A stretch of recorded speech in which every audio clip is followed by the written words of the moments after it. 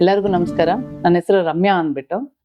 ಇವತ್ತು ನಾನು ನನ್ನ ಜೀವನದಲ್ಲಿ ಯಾವ ತರ ದೇವ್ರ ಮಿರಾಕಲ್ ಆಗಿದೆ ಅನ್ನೋದ್ರ ಬಗ್ಗೆ ಮಾತಾಡೋದಕ್ಕೆ ನಾನು ಇಷ್ಟಪಡ್ತೀನಿ. ಇವತ್ತಿನ ಟಾಪಿಕ್ ದೇವರು ಯಾವ ತರ ನನ್ನ ಜೀವನದಲ್ಲಿ ಇದ್ದಾರೆ, ಯಾವ ತರ ಮಿರಾಕಲ್ಸ್ ಆಯ್ತು, ಯಾವ ತರ ನನ್ನ ಜೀವನದಲ್ಲಿ ಆತ ಇದಾನ ಅಂತ ಪ್ರೂವ್ ಮಾಡ್ದ ಅನ್ನೋದಕ್ಕೆ ಒಂದು ಸ್ಮಾಲ್ ಇನ್ಸಿಡೆಂಟ್ಸ್ ನಾನು ಹೇಳೋದಕ್ಕೆ ಇಷ್ಟಪಡ್ತೀನಿ. ಜನರಲ್ ಆಗಿ ಇರ್ಬೇಕಾದ್ರೆ ಇದು ಕೋವಿಡ್ ಮುಂಚೆ ನಡೆದಿರೋಂಥ ವಿಷಯ. ಧರ್ಮಸ್ಥಳ ಯೂಶಲಿ ಪ್ರತಿ ವರ್ಷ ಒಂದೊಂದ್ಸಲ ಒಂದು ವರ್ಷಕ್ಕೆ ಒಂದ್ಸಲ ಹೋಗ್ತೀವಿ. ಅಲ್ಲಿ ಹೋದಾಗ ಲಾಸ್ಟ್ ನೇತ್ರಾವತಿ ನದಿ ಹತ್ರ ಹೋಗ್ಬಿಟ್ಟು ಬರ್ತಾ ಇದ್ದಾಗ ನಮ್ ತಾಯಿ ಹೇಳಿದ್ರು, ಇದೇ ಲಾಸ್ಟ್ ನಾನು ಧರ್ಮಸ್ಥಳಕ್ಕೆ ಬರೋದು. ಅವ್ರು ತುಂಬಾನೇ ಇದು ಮಂಜುನಾಥ ಸ್ವಾಮಿ ಭಕ್ತರು, ಅವ್ರು ಬಹಳನೇ ಮಂಜುನಾಥ ಭಕ್ತರು. ನಮ್ ತಾಯಿ ನಾವ್ ಈ ತರ ನೇತ್ರಾವತಿ ನದಿಯಿಂದ ಬರ್ತಾ ಇದ್ವಿ. ಬರ್ತಾ ಇರ್ಬೇಕಾದ್ರೆ ಅವ್ರು ಇಟ್ಕೊಂಡು ಇದೇ ಲಾಸ್ಟ್ ನಾನು ಬರೋದು ಧರ್ಮಸ್ಥಳದಿಗೆ, ಇದಾದ್ಮೇಲೆ ನಾನು ಇನ್ನ ಬರೋದಿಲ್ಲ ಅಂತ ಹೇಳಿದ್ರು. ಏನಕ್ ಮಮ್ಮಿ ಹಂಗಂತ ಇದೀಯಾ ಅಂತಂದೆ. ಹಂಗೆ ಹೇಳಿದ ತಕ್ಷಣ ದಾಸವಾಳ ಹೂವ ಅಲ್ಲಿಂದ ಅವ್ರ ಕಾಲ್ ಹತ್ರ ಬಿತ್ತು, ನದಿ ಹತ್ರ ಕಾಲ್ ಹತ್ರ ಬಿತ್ತು. ನಾವು ಸುಮಾರು ಒಂದು ಅರ್ಧ ಗಂಟೆ 1 ಅವರ್ ಹತ್ತತ್ರ ಹುಡುಕಿದ್ವಿ. ಅಲ್ಲಿ ಯಾವುದೇ ತರ ದಾಸವಾಳದ ಗಿಡ ಇಲ್ಲ. ಆ ಹೂವ ಇದೆ. ಕೊನೆಗೆ ಹುಡ್ಕೋದ್ರಲ್ಲಿ ನಾವು 3-4 ಜನ ಹುಡುಕಿದ್ವಿ, ಅದು ಎಲ್ಲಿಂದ ಬಿತ್ತು ಅಥವಾ ಇಸ್ ಇಟ್ ಅ ಮಿರಾಕಲ್ ಅಥವಾ ನಿಜವಾಗ್ಲೂ ಬಿತ್ತ ಅನ್ನೋದ್ರಲ್ಲಿ.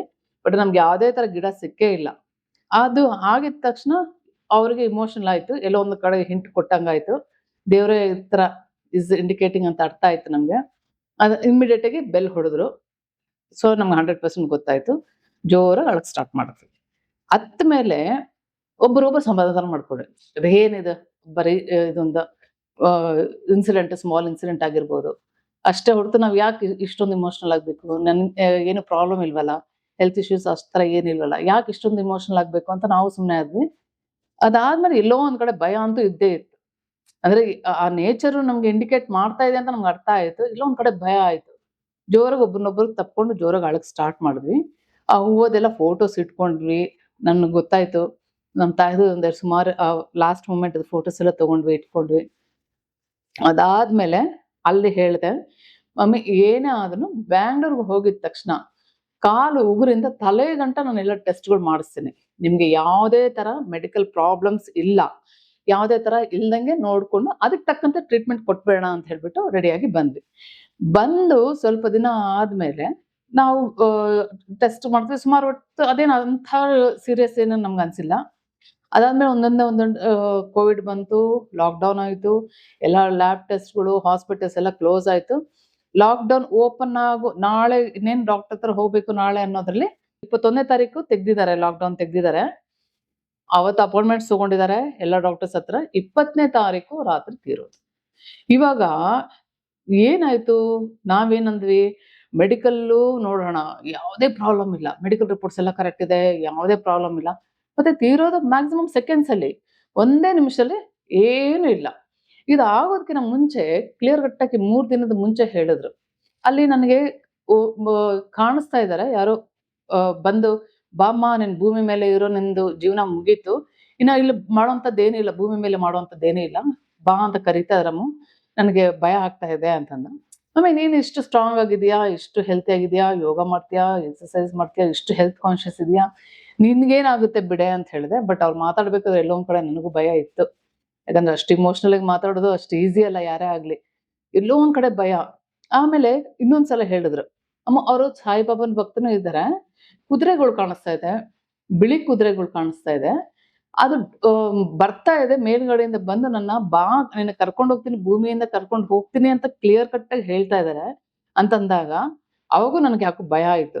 ಆವಾಗೂ ನಾನು ಜೋಕ್ ಮಾಡಿದೆ, ಏನ್ ಮಮ್ಮಿ ಅದು ಕುದುರೆಗಳು ಹೊಡಿಸ್ತಾ ಇದ್ದು ರಜನಿಕಾಂತ ಅಂತ ಕೇಳಿದೆ. ಅವಾಗ ಸ್ವಲ್ಪ ನಗು ಬಂತು ಅವ್ರ ಮುಖದಲ್ಲಿ. ಯಾಕೆ ಅಂತಂದ್ರೆ ಅವರು ಕಾಲೇಜ್ ಟೈಮ್ಸ್ ಅಲ್ಲಿ ರಜನಿಕಾಂತ್ ಅವರು ಇಲ್ಲಿ ಕಂಡಕ್ಟರ್ ಆಗಿದ್ರು. ಸೊ ನಾವೆಲ್ಲ ಜೋಕ್ ಮಾಡ್ತಾ ಇದ್ವಿ. ಅವರೆಲ್ಲ 3 ಜನ ಹುಡುಗಿಯರೆಲ್ಲ, ಅಂದ್ರೆ ಆ ಟೈಮಲ್ಲಿ ಹುಡುಗಿಯರು, ರಜನಿಕಾಂತ್ ಅವ್ರ ಟೈಮಲ್ಲಿ ಇವರೆಲ್ಲ ಹುಡುಗಿಯರು ಅದೇ ಬಸ್ಸಲ್ಲಿ ಬಂದು ಹೋಗ್ತಾ ಇದ್ರಲ್ಲ. ಅದಕ್ಕೆ ಮಮ್ಮಿ ರಜನಿಕಾಂತ್ ಅವ್ರು ಬಂದ್ರ ಮಮ್ಮಿ ಕನ್ಸಲ್ಲಿ ಅಂತ ಹೇಳಿ ಅದನ್ನ ಜೋಕ್ ಆಗಿ ತಗೊಂಡೆ. ಬಟ್ ಅದು ಭಯ ಇತ್ತು ನಮ್ಗೆ, ಬಿಳಿ ಕುದುರೆಯಲ್ಲಿ ಬರೋದು ಇದೆಲ್ಲ. ಸೊ ಈ ತರ ಜೀವನದಲ್ಲಿ ಸುಮಾರು ಜನಕ್ಕೆ ಅನುಭವ ಇರುತ್ತೆ. ಇದು ದೇವ್ರು ಇಲ್ಲ ಅಂತಲ್ಲ, ಅದು ನಾವು ನಮ್ ಸರೌಂಡಿಂಗು ದೇವ್ರು ಹಿಂಟ್ ಕೊಡ್ತಾ ಇರ್ತಾನೆ. ನಮ್ ಫೇಲ್ಯೂರ್ಗಾಗ್ಲಿ, ಓಕೆ, ನಮ್ ಸಕ್ಸಸ್ ಆಗ್ಲಿ, ನಮ್ ಸಾವಾಗ್ಲಿ, ನಮ್ಗೆ ಬರುವಂತ ಪ್ರಾಬ್ಲಮ್ಸ್ ದೇವ್ರು ಡೆಫಿನೆಟ್ ಮುಂದೆ ಹಿಂಟ್ ಕೊಡ್ತಾನೆ. ಅದನ್ನ ನಾವು ಅರ್ಥ ಮಾಡ್ಕೊಂಡು ಪರಿಸ್ಥಿತಿನ ಫಸ್ಟ್ ನಾವು ನಮ್ಮನ್ನ ನಾವು ಬಾಡಿ ಸ್ಟಡಿ ಮಾಡ್ಕೊಳ್ಳೋದು, ನಮ್ಮ ಎನ್ವಿರಾನ್ಮೆಂಟ್ ಸ್ಟಡಿ ಮಾಡ್ಕೊಳ್ಳೋದು. ಅದನ್ನ ನೋಡ್ದ ದೇವ್ರು ಪರಿಸ್ಥಿತಿಗಳ್ನ ನಿಮ್ಗೆ ಪ್ರತಿಯೊಂದು ಏನ್ ನಡೆಯುತ್ತೆ ಮುಂದೆ ಯಾವ ತರ ಇದ್ ಮಾಡ್ಬೇಕು ಅಂತ ಹೇಳಿ ನಿಮ್ಮನ್ನ ಅಬ್ಸರ್ವ್ ಮಾಡೋದಾಗ್ಲಿ. ಏನೋ ದೇವ್ರಿಗೂ ತುಂಬಾ ಬಿಸಿ ಆ ತರ ಏನಿರಲ್ಲ. ಪ್ರತಿಯೊಬ್ಬರಿಗೂ ಇದ್ದೇ ಇರ್ತಾನ. ನಾವು 4 ಗೋಡೆ ಮಧ್ಯದಲ್ಲಿ ಏನನ್ನ ತಪ್ಪು ಮಾಡಿದ್ರೆ ದೇವ್ರಿಗೆ ಕಾಣಿಸಲ್ಲ, ದೇವ್ರಿಗೆ ನಮಸ್ಕಾರ ಮಾಡ್ಬಿಟ್ರೆ ನಾವು ಮಾಡಿರೋ ತಪ್ಪುಗಳೆಲ್ಲ ಹೊರಟೋಗುತ್ತೆ ಅನ್ನೋದು ಬಹಳ ಮೂಢನಂಬಿಕೆ. ನಾವು ಮಾಡಿರೋ ತಪ್ಪು ಇಲ್ಲೇ ನಾವು ಅನುಭವಿಸಿ ಅದ್ರ 3 ಪಟ್ಟು ನಾವು ಇದು ಕೊಟ್ಟು ನಾವು ಹೋಗ್ಬೇಕಾಗುತ್ತೆ. ಓಕೆ. ಸೊ ಅದಕ್ಕಾಗಿ ಹೇಳೋದೇನಂದ್ರೆ ಏನೇ ಆಗಿರ್ಲಿ, ಇವಾಗ ಪ್ರತಿಯೊಂದು ವಿಷಯದಲ್ಲೂ ಬೇರೆಯವ್ರನ್ನ ತುಳಿದು ನಾವು ಮೇಲೆ ಹೋಗ್ಬೇಕು ಅನ್ನೋದೇ ಬಹಳ ಇದೆ. ಈಗ ಈಗಿನ ಜನರೇಷನ್ಸ್ ಈಗಿನ ಇದ್ರಲ್ಲಿ ಬೇಡ, ನಮ್ದಾಯ್ತು, ನಮ್ ಕೆಲ್ಸ ಆಯ್ತು, ನಮ್ ನ್ಯಾಯವಾಗಿ ಹೋಗೋಣ. ಯಾರು ನೋಡದೆ ಇದ್ರೂ ಆತ ಅಂತೂ ಇದ್ದೇ ಇದ್ದಾನೆ. ಆತ ಯಾವುದೇ ರೀತಿಯಲ್ಲಿ ಇವತ್ತಿಲ್ಲ ಅಂದ್ರೂ ನಾಳೆ ಅದು ಶಿಕ್ಷೆ ಅನುಭವಿಸ್ಲೇಬೇಕು, ಹೋಗ್ಲೇಬೇಕಾಗುತ್ತೆ.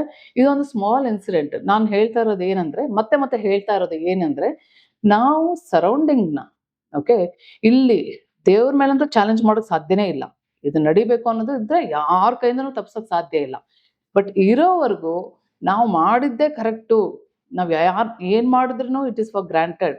ಯಾರು ನಮ್ಮನ್ನ ಪನಿಷ್ ಮಾಡಕ್ ಆಗಲ್ಲ ಅನ್ನೋದೇನಲ್ಲ. ಅದು ಪನಿಷ್ಮೆಂಟ್ ಅನ್ನೋದು ಇರ್ದೇ ಇರುತ್ತೆ. ದೇವ್ರು ಅಬ್ಸರ್ವ್ ಮಾಡ್ತಾ ಇರ್ತಾರೆ. ನಾನು ಎಷ್ಟೇ ದೊಡ್ಡ ಡಾಕ್ಟರ್ ಆಗಿರ್ಬೋದು, ಏನೇ ಆಗಿರ್ಬೋದು, ಆ ಮೂಮೆಂಟ್ಗೆ ನಾವು ಯಾವಾಗ ಬಂದ್ಬಿಟ್ಟು ಅವಾಗ ಮರ್ತೋಯ್ತು. ಎಲ್ಲ ಟೆಸ್ಟ್ಗಳೆಲ್ಲ ನಾರ್ಮಲ್ ಬಂತು. ನಾರ್ಮಲ್ ಬಂದ್ರೇನು ಅವ್ರನ್ನ ಉಳಿಸ್ಕೊಳಕ್ ಆಗಿಲ್ಲ. ಇದು ಕ್ಲಿಯರ್ ಕಟ್ ಆಗಿ ಒಂದು ವಿಷಯ. ಆಮೇಲೆ ಹೋಗೋ ದಿನ ಕೂಡ ಅವ್ರು ಹೇಳಿದ್ರು, ನೀನ್ ಏನೇ ಆದ್ರೂ ನಿನ್ ಮನೆಗ್ ಬರ್ಬೇಕು ಅಂತ ಹೇಳಿದ್ರು. 4 ಗಂಟೆಗೆ ನಿನ್ ಮನೆಗ್ ಬರ್ಬೇಕು ಅಂತಂದ್ರು. 4 ಗಂಟೆಗೆ ಮನೆಗ್ ಹೋಗಕ್ ಆಗಿಲ್ಲ.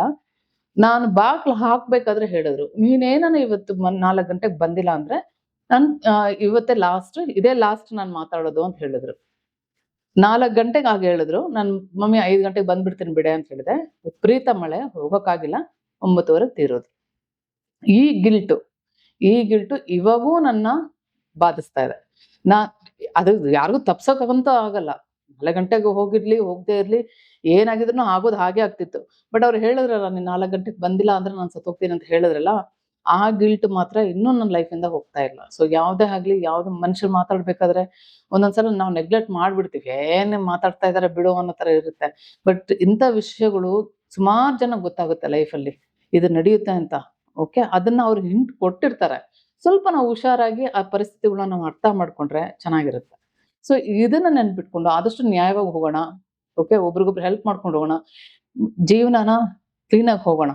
ನಾನೊಬ್ಳೇ ಬದುಕ್ಬೇಕು ಅನ್ನೋದಷ್ಟು ಫೂಲಿಶ್ನೆಸ್ ಈಗಿನ ಕಾಲದಲ್ಲಿ ಬಹಳ ಕಾಣಿಸ್ತಿದೆ. ಬೇಡ ಅದೆಲ್ಲ. ಏನೇ ಅದನ್ನು ಪ್ರತಿಯೊಂದು ವಿಷಯದಲ್ಲೂ ದೇವ್ರು ನಮ್ಮ ಹಿಂದೆ ಇದ್ದೇ ಇದ್ದಾನೆ, ನೋಡ್ತಾನೆ ಇದ್ದಾನೆ. ಮತ್ತೆ ಬೇರೆ ಟಾಪಿಕ್ ಅಂದ ನಾನು ಬಂದೇ ಬರ್ತೇನೆ. ಏನನ್ನ ಇದ್ರೆ ನಿಮ್ ಲೈಫಲ್ಲಿ ಆ ತರ ಏನಾದ್ರು ಮಿರಾಕಲ್ಸ್ ಇದ್ರೆ ದಯವಿಟ್ಟು ಹೇಳಿ.